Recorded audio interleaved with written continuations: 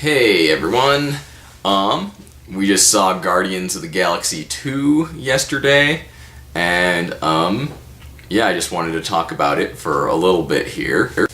All the old favorites are back. Dave Bautista plays the Jolly Blue Giant, and Chris Pratt in the role he was born to play as Space Chris Pratt. Has anyone made that joke before? Probably.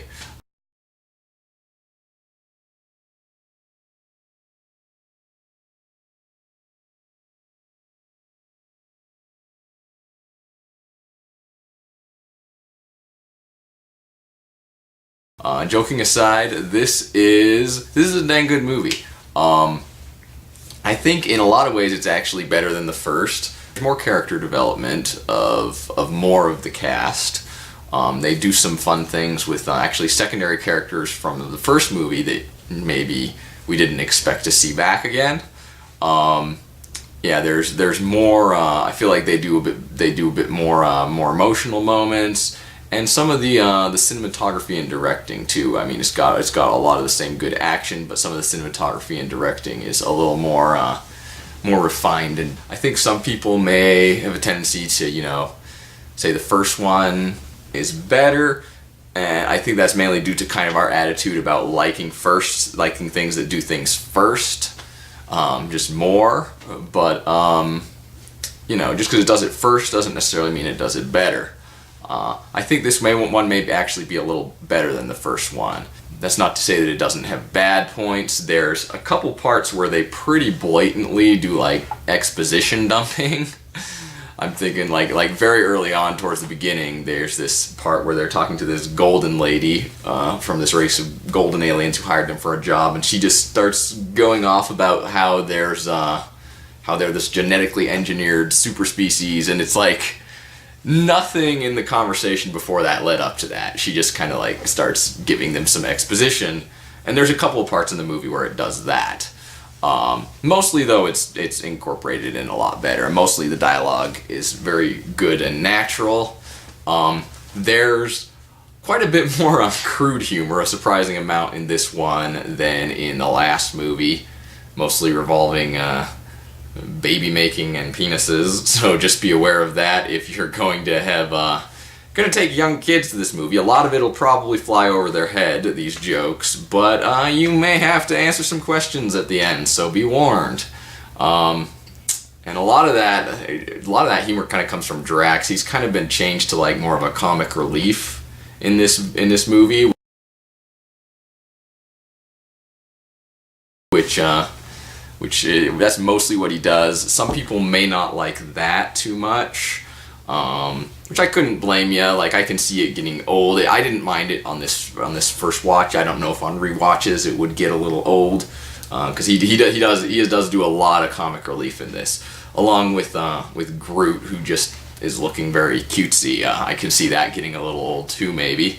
But other than that, the plot is very good. Without getting into spoilers right away, like I said, we do bring back some secondary characters that maybe we didn't expect to see again. And we do Yondu and Nebula both come back. Yondu is the Chris Pratt's the guy who raised Peter Quill and the blue guy, and then Nebula is the blue cyborg lady from the previous one.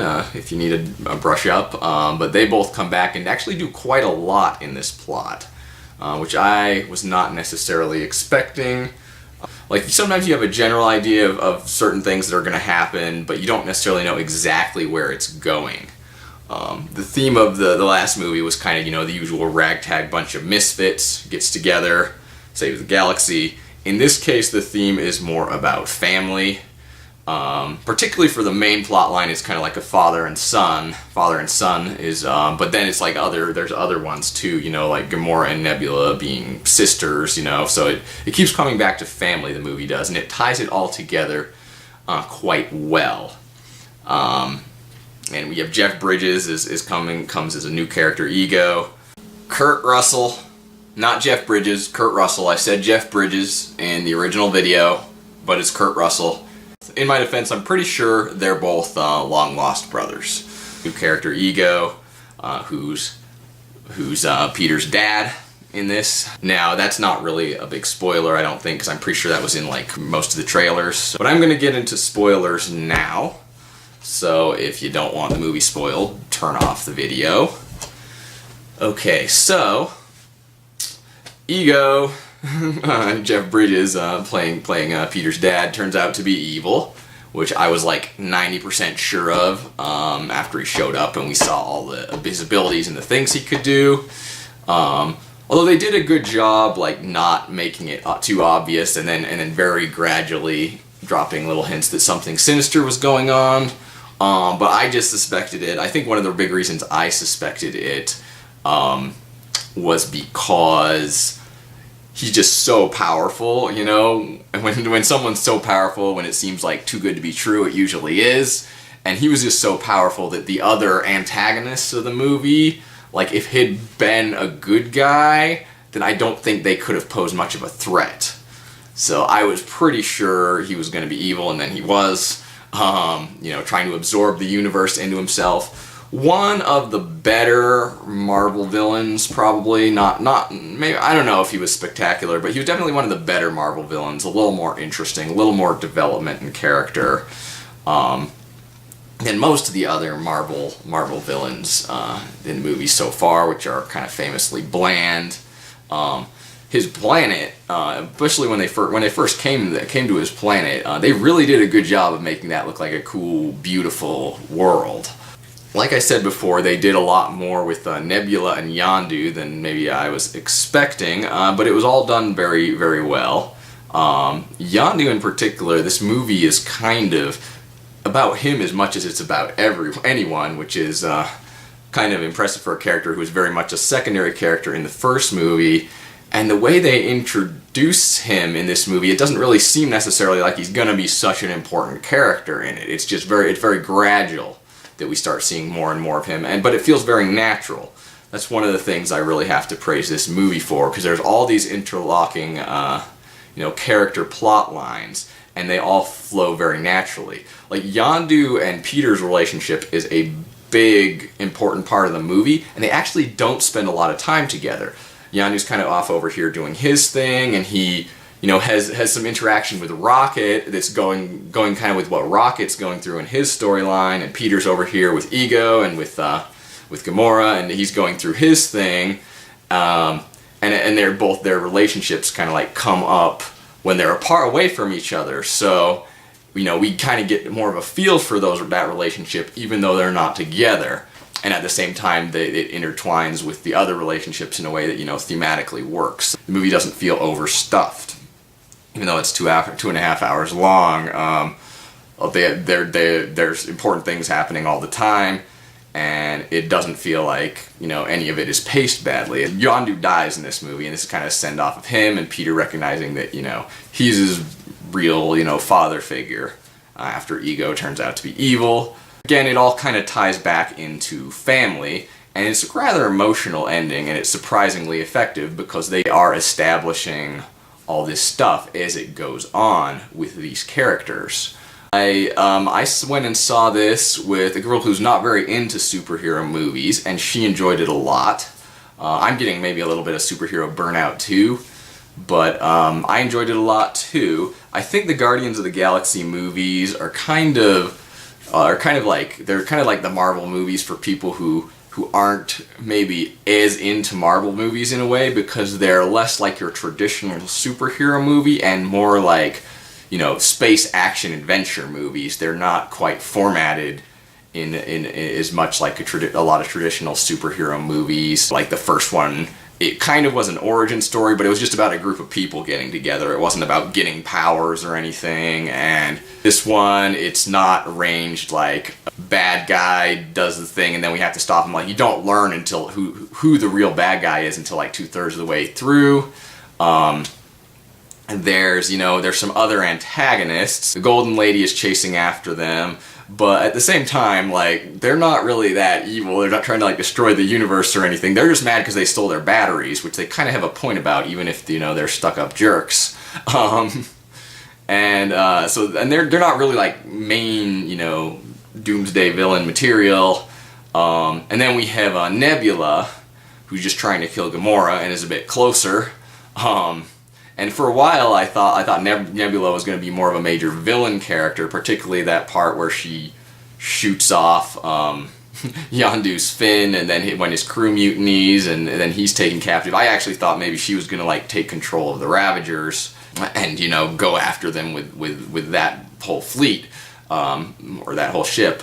But she doesn't. She's just kind of like, oh, you know, just give me 10% of the reward, and I'm going to go off and do my own thing. And then she winds up working with them, which I thought worked fine as far as the themes and everything go. So there were some unexpected things for me that happened in this movie. I wasn't expecting, you know, Yondu to have as big a part. I was thinking that Nebula might have been more of a major villain character when she kind of became more of an ally. But I was expecting Ego to turn evil, which he did. But even though, you know, I called some of the major things, they were done well. Even though I knew he was going to turn evil, I was pretty happy with how it turned out.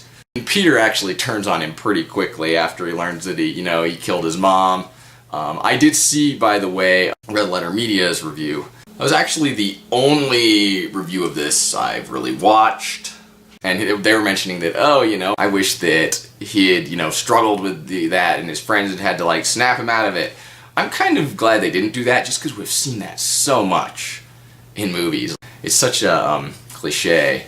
And in this one, it's, you know, like, he's kind of already struggling with things, and then his dad just kind of lets it slip that, oh, and I killed your mom because she was kind of in the way of my plan. And then he just completely turns on him from there, and I feel like it's kind of better that we skipped it out of the, you know, you've got to come to the light side, I know there's good in you, because we've seen that so much before in movies, and the way this movie is done, I don't think it would be as effective in it. I don't know, it's just like he gets attached to his dad, and there's kind of like has some conflict with Gamora, but just like the idea that Peter would, you know, be totally down with absorbing the universe based on what happened, it doesn't seem as strong, or it doesn't seem as, you know, like, yeah, I buy into that. So I'm kind of glad that was just done away with fairly quickly, and then they could fight him after the reveal. The other thing I disagree with in the Red Letter Media review is Joel said that he felt like Nebula was kind of a one-note performance. I mean, I guess, which is kind of true, but what other notes do you want that performance to hit? I mean, she's like a sad, angry, broken person, so she's just played as being sad and angry all the time. I mean, what more do you want from that? If she was smiling or joking around, that wouldn't work for the character. Those were pretty much the only two things they said that I really disagreed with. Other than that, I pretty much agreed with them. Yeah, that's pretty much everything. It seems like a very solid, fun movie. That was my review. Now, guys, I'm uploading this actually to my old YouTube channel that I haven't used in ages, and to the new channel Thrifty Gaming that my friends and I are doing now, which is where I've been uploading my new videos. So if you're watching this on my old video channel, just know, I don't know how many of you are still watching. I know I still have like 19 subscribers, but if you're watching this on my old video channel, know that I'm actually doing videos now for Thrifty Gaming. That's the channel that my new stuff's going to be on. So I'm going to have a link to that in the descriptions. So if you want to take a look at that, feel free to subscribe and follow that, and you're going to see some new videos from me. I'm back, I guess. So take care, guys.